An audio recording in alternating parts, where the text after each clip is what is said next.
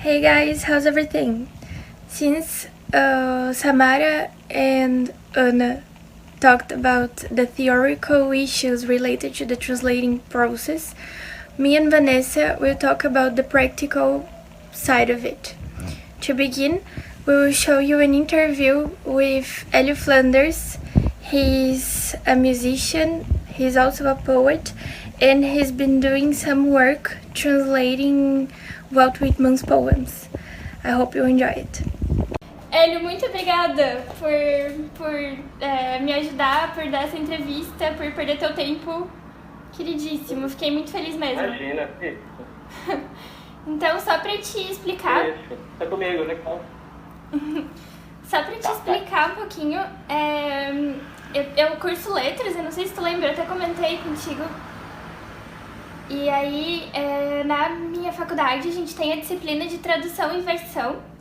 E aí, nessa disciplina, a gente está preparando apresentações em que a gente faz traduções e apresenta para a sala como foi a nossa linha de raciocínio, enfim. E aí eu lembrei que tu trabalha com tradução do Walt Whitman, né? Que tu tinha comentado comigo.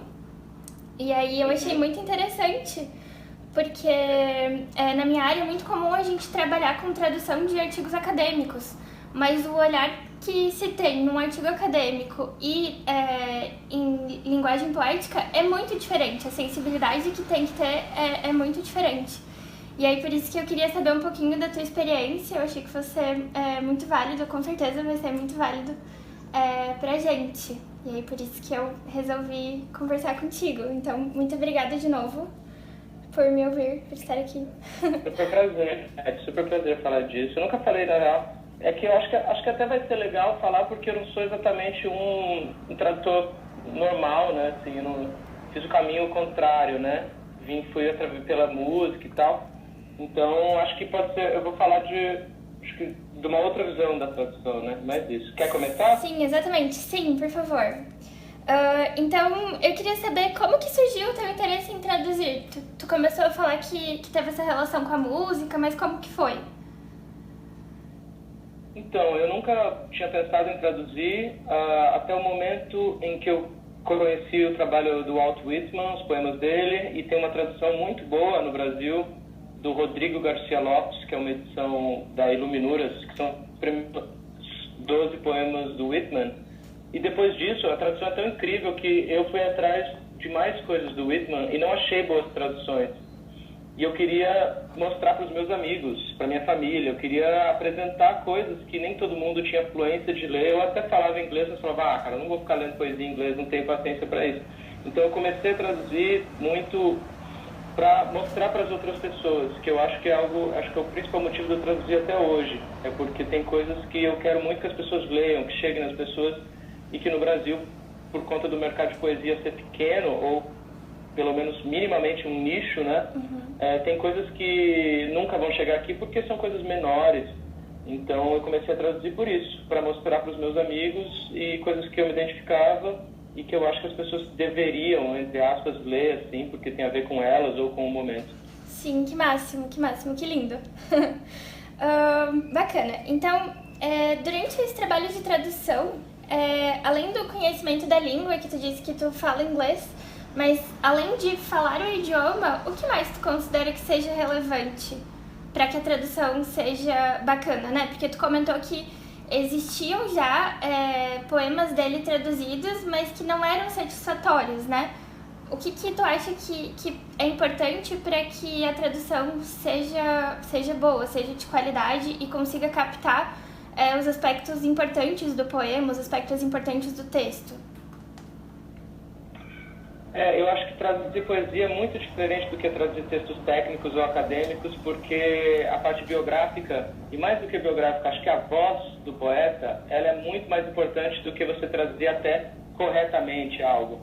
E isso num poeta como o Edgar Allan Poe, ou, sei lá, poetas mais, digamos, concretos, essa voz importa menos, talvez, importa mais a estética, essa coisa mais correta. Quando você pega poetas mais erráticos, digamos assim, como o Walt Whitman, como o Allen Ginsberg e a geração Beat, como as poetas feministas dos anos 70, como Audre Lorde.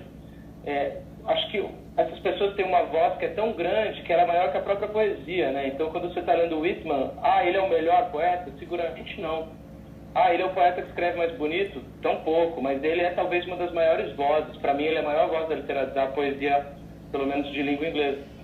Então, assim, eu preciso conhecer esse cara, eu preciso saber o que ele quer dizer isso, mas mais do que isso, como ele quer dizer isso, sabe? Quem é esse cara? Quais eram os ideais dele? O que ele acreditava? O que ele pensava sobre as coisas? E o Whitman é um pouco mais simples, porque tudo isso já está na poesia dele, né? Mas você tem que ter essa sensibilidade extra, não é só saber o idioma, né? Acho que você precisa ter uma sensibilidade. Eu acho que o meu inglês, por exemplo, ele é limitado para traduzir um texto acadêmico, eu não traduziria. Mas como eu estudo poesia a minha vida inteira e pesquiso isso há mais de 20 anos, eu me sinto apto a traduzir poesia talvez um pouco melhor já, sei lá, soando um pouco arrogante, do que alguém que só estudou o idioma e não pesquisou poesia, sabe? Então acho que a poesia vai por outro lugar do que uma tradução comum, e aí tem mil outros detalhes que eu posso ficar o dia inteiro falando, mas sobre rima, por exemplo, tem traduções, tem gente que traduz com rima, eu sou contra, tem gente que prefere com rima. Eu já li Baudelaire do francês com rima em português, eu acho horrível. Então eu preferiria ler sem rima, perdendo isso, mas entendendo realmente o que ele quer dizer. Mantendo a essência, né, de alguma maneira. Exatamente. Do que com uma rima pobre que acaba perdendo, né, essa essência, essa peculiaridade do poeta. Aí vai de algumas pessoas vão dizer, a rima é mais importante, tem que ter o ritmo. Para mim, o sentido é mais importante, né? Então é muito pessoal também. O que chega no final da questão, que é traduzir, é fazer e isso é muito difícil. Então pode ser que alguém leia as traduções do Whitman que eu não gostei e fale, não, essa é melhor, e não goste da minha que eu gosto. Então vai muito disso, de escolhas e perfis de quem vai ler e quem vai traduzir também. Muito bacana, muito legal. Eu me arrisco a dizer também que as suas traduções sejam muito coerentes, porque tu tem um olhar de artista que é muito diferente daquilo que um profissional da área analisa, né? Então tu olha com muito mais sensibilidade para a poesia, assim, para a essência daquilo que o poeta tá passando, né? Muito bacana. Legal. Tá, então a minha próxima pergunta é se tu poderia contar um pouquinho do processo, assim, como que funciona, assim, como que tu escolhe as poesias, como que funciona pra ti.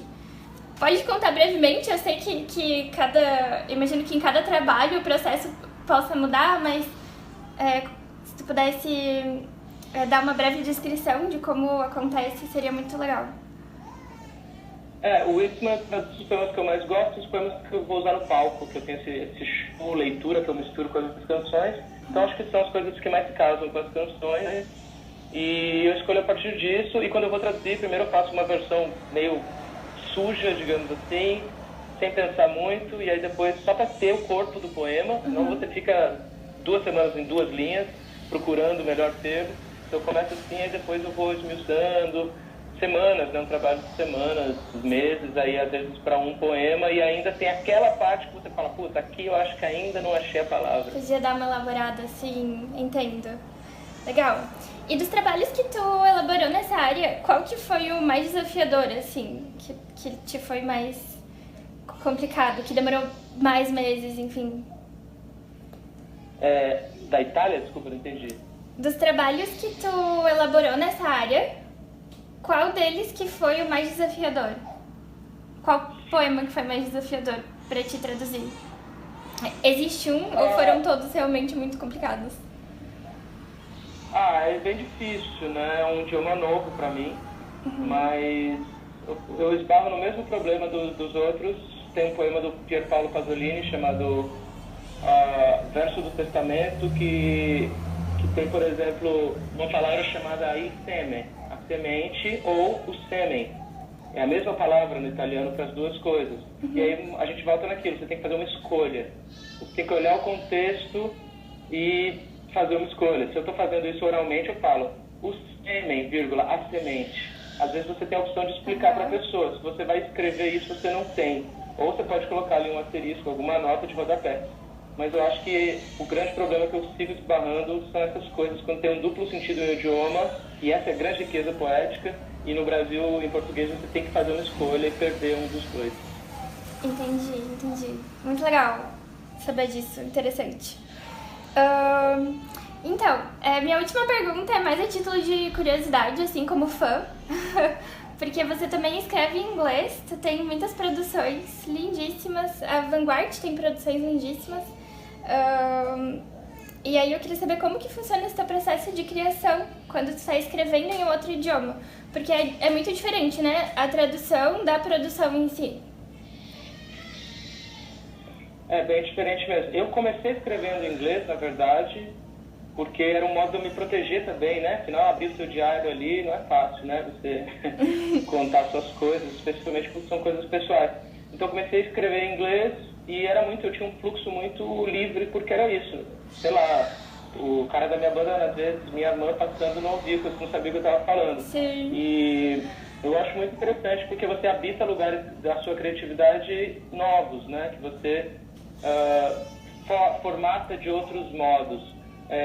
E só usando essa coisa de criar com o idioma, quando eu fui fazer o segundo álbum do Vanguard, eu queria criar uma voz nova poética para mim em português. Eu falei, eu não quero escrever do mesmo jeito que eu fiz no disco anterior. Então eu comecei a ler, na época, os idiomas que eu falava, que era espanhol e inglês. Então eu lia Whitman em inglês e lia Borges, lia Pizarnik, Cortázar em espanhol. E não lia, fiquei um ano sem ler poesia em português, que eu falei, eu não quero ser influenciado por nada em português. Então eu lia em outros idiomas para criar em português, entendeu? Então eu acho que esses riachos na cabeça, em algum momento, acabam sendo criativos, assim, fortuitos para você inventar uma nova criatividade. E finalizo dizendo que a tradução é isso, é uma reescrita, né? Tem gente que diz que é um novo poema, não sei se é um novo poema, mas é um novo modo de ver esse poema sempre. Nossa, que máximo saber disso.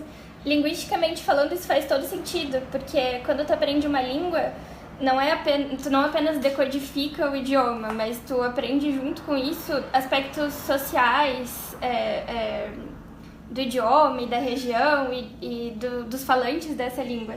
Então, isso que tu comentou de tu ter um novo olhar por outro idioma faz todo sentido, e é muito legal ouvir isso de alguém que não é da área e que efetivamente vive aquilo que a gente vê na teoria, assim.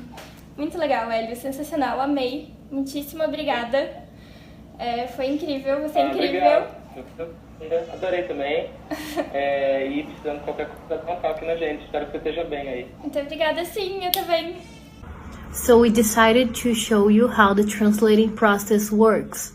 Letícia and I translated the poem For You, O Democracy by Walt Whitman. Come, I will make the continent indissoluble.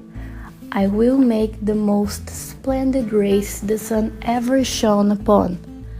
I will make divine magnetic lands with the love of comrades, with the lifelong love of comrades. I will plant companionship thick as trees along the shores of the Great Lakes and all over the prairies. I will make inseparable cities with their arms about each other's necks, by the love of comrades, by the manly love of comrades. For you, this for me, O democracy, to serve you, ma femme. For you, I am trilling these songs. For You, O Democracy, Walt Whitman.